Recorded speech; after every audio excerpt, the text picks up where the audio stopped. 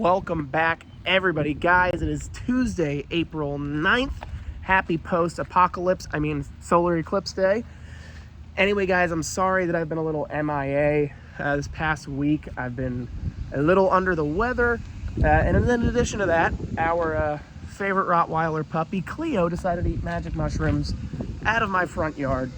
And that was an adventure for her. She got to have a good time for about 24 hours. But we do have a nice update for you.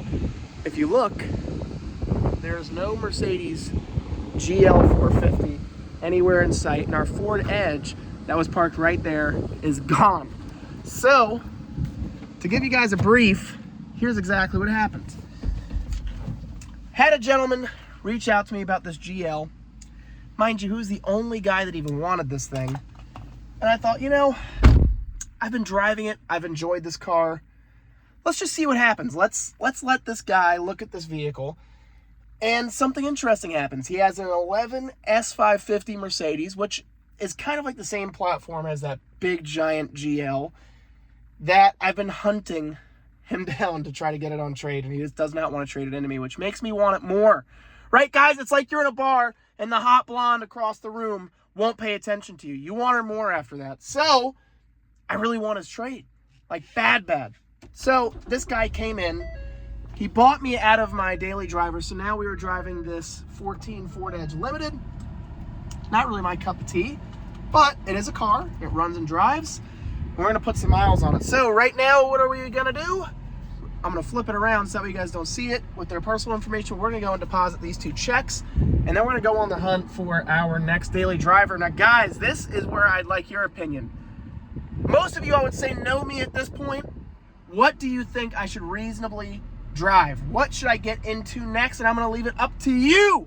So comment down below, what should I buy next? Now, guys, I'm going to tell you, we're going to set this at a wholesale budget of 10 grand. I do not want to spend more than that. That is it. That is the most I'm willing to spend on a vehicle for myself. So comment down below. I like SUVs, but I am open to anything that has 4 doors and 4 wheels. So stay tuned. We're going to go hunt on the computer, see if we can find anything interesting. And then hopefully today, the Infiniti QX60 is disappearing. So stay tuned. Let's see if we can find a new vehicle. And I look forward to giving you guys some amazing content today because I've been missing. So stay tuned. Hit that like button, smash that subscribe button, and hit the notification bell if you like this content. So we're going to see how the day goes. Let's go make some money. Let's deposit this cash we already got and see if we can find a new driver, because Lord knows I need one. So we're back at home base, and something completely unexpected happened. I had a customer show up for this Explorer. They said, I don't know, this just doesn't feel like all that luxurious. And I'm like, well, I've got the Infiniti and I have this, but obviously the Infiniti is going to be way more luxurious than a fully loaded Ford Explorer. I mean, let's be real. So they're test driving that now. We own it for like $5,400. It needs tires, which I feel like a chump, because if I would have noticed, we would have just put tires on it and priced it at like $79.99. But you live and learn. Pays for me not paying attention. So they're on a test drive now. It's up for $74.99. I'm gonna have to compensate for those tires. It's just fact of life. There's nothing I can do about that. So we're gonna see what they decide to do. I'm honestly curious because I personally think the Explorer is a better car. The Explorer is a little bit more money, but I think the Explorer is a little, I think it's just a nicer car all the way around. It's got less miles. It's the same year. I will say that the Infiniti drives a lot nicer. It feels like a much more pronounced vehicle on the road. Like, it's nimble, it's quick. The Explorer drives like an old boat. So I think they're pulling up now, and we're gonna see what they decide to do. But if we could turn a quick, $1,900 profit. We sold the Mercedes. That was about a $2,000 net. Sold the Edge, that was about a $1,200 net. If we sold that today, quick little 3-piece, this could very well turn into a $5,000 day, which would be amazing. Or, let's see, we sold the Mercedes 10.5 out the door, Edge for like 57, so that's 14. So we could turn like a $23,000 gross sale day with about a $5,000 total return on that. So the return isn't amazing. I would love to have a higher return rate, but it's turning cars out. So who cares? If we're making something, it's fine. But oatmeal is better than fucking no meal. There's a lot of people, a lot of dealers out there that will get so hung up on the amount of money that they're making that they'll let a deal walk out of the door. Look, for me, it's not just the actual net, it's the release of capital. All of these cars here are like little miniature bank accounts, except for the Trans Am. Trans Am is like a fucking boat that I just keep throwing money into and I'll never see it back. But all of these cars are like little individual bank accounts, right? And if I sell it, I get to take everything back out. So if somebody gives me, let's say $5,900 for this Lincoln, I own this car for real money. There's no lines of credit. There's no floor plan. It's just paid for in paper fucking cash. So when I sell this, I get to collect all of it, all at once, and I don't have to pay anybody back, excluding some of our vendors like, you know, Mr. America, Mr. Superman, Captain Planet, Earl, with the nation's #1 transport company, right? I have to pay him. I have to, you know, pay Dave to fix these vehicles. And then I have to get them clean, pay for chemicals. I mean, there are other drags like cost, just stacked costs on vehicles, but these are miniature bank accounts. So when I sell it, I get all that. So I don't really get too hung up if, let's say I'm selling a car for 10 grand and I'm only making $1,500. Yeah, that's a shit return. Doesn't pay you much, but I'm releasing all that capital plus the net and I get to take that home with me. That's the point. So if these people right now hit me at, say, 68, I'm going to fire that fucking thing down the road because I get to release all my capital plus my net, and the car is gone. I get to go buy other vehicles with that cash. It just makes sense.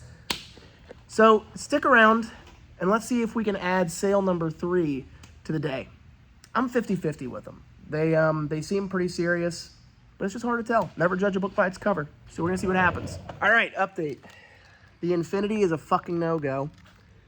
And this does happen, and I'm not rude about it, but some customers have genuinely unmeetable expectations with the price that they are willing to spend.